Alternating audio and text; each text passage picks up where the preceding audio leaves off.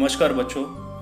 आज हम 10वीं कक्षा की कविता मीरा के पद जो मीराबाई की ओर से लिखे गए हैं वो पढ़ने वाले हैं। इस वीडियो में हम लोग भाग 1 देखेंगे।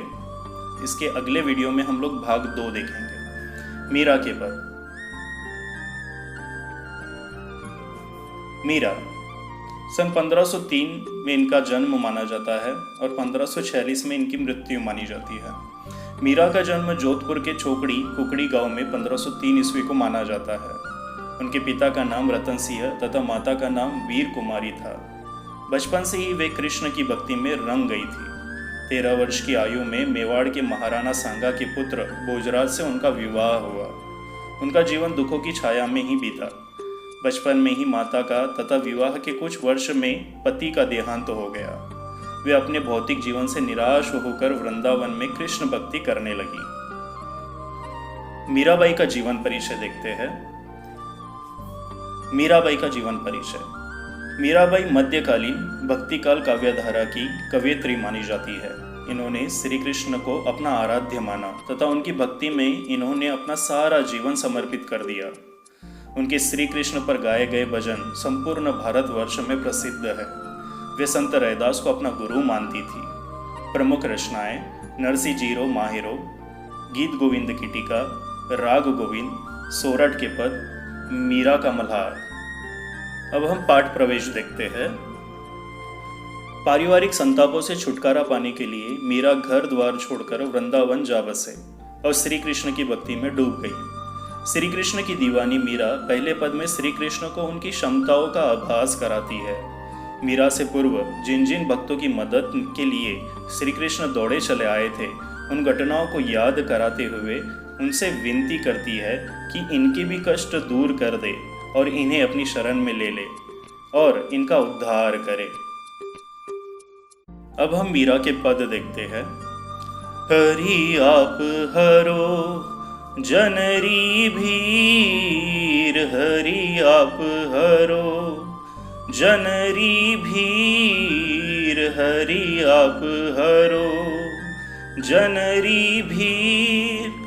द्रौपदी री लाज राखी, द्रौपदी री लाज राखी, आप बढ़ायो चीर, हरि आप हरो जनरी भीर, हरि आप हरो जनरी भीर।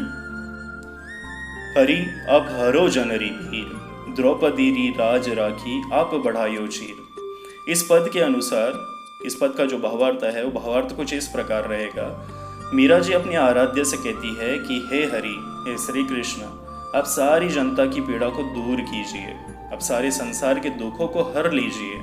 जिस प्रकार आपने द्रौपदी की लाज बचाने के लिए वस्त्र बढ़ाकर उसका मान रख लिया था, जिस प्रकार कौरवों द्वारा द्रौपदी का चीर हनन करने पर उनका चीर बढ़ाकर उनकी लाज रख ली थी, उसी प्रकार मुझे अपनी शरण में लेकर मेरा मान बढ़ा दीजिए। भगत कारण रूप नर हरि धरियो आप शरीर, भगत कारण रूप नर हरि धरियो आप शरीर। हिरण्यकश्यप मार लीनो धरियो नाही धीर, हरि हरि हरि हरि, हरि आप हरो जनरी भीर, हरि आप हरो जनरी भीर। भगत कारण रूप नर हरि धरियो आप शरीर, हिरण्यकश्यप मार लीनो धरियो नाही धीर। इस पद के अनुसार इस पद का भावार्थ कुछ इस प्रकार रहेगा। मीरा जी कहती है कि हे प्रभु, आपने अपने प्रिय भक्त प्रहलाद की पीड़ा को दूर करने के लिए नरसिंह रूप धारण किया और हिरण्यकश्यप का संहार किया। उसका अंत करने तक आपने धीरज नहीं धरा, अर्थात अपने भक्तों पर जब भी समस्या आती है तब आप पल भर की भी देर नहीं करते हो। तो हे कृष्ण, मेरी पीड़ा हरने में भी देर न कीजिए।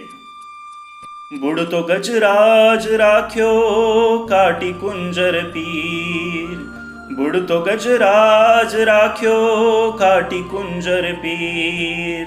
दासी मीरा लाल गिरधर हर हो मारी वीर। हरि हरि हरि हरि हरि आप हरो जनरी भीर। हरि आप हरो जनरी भीर। हरि आप हरो जनरी भीर। बुढ़तो गजराज राख्यो काटी कुंजर पीर।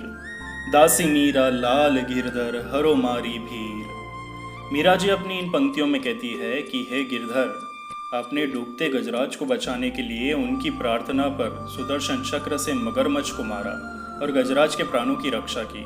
अर्थात समस्या में जो भी आपको पकड़ता है, आप उसकी रक्षा के लिए प्रकट हो जाते हो। अतः हे गिरधारी लाल, मैं आपकी दासी हूँ, आपके शरण में आई हूँ। मेरे भी कष्टों को, दुखों को दूर कर दीजिए। धन्यवाद।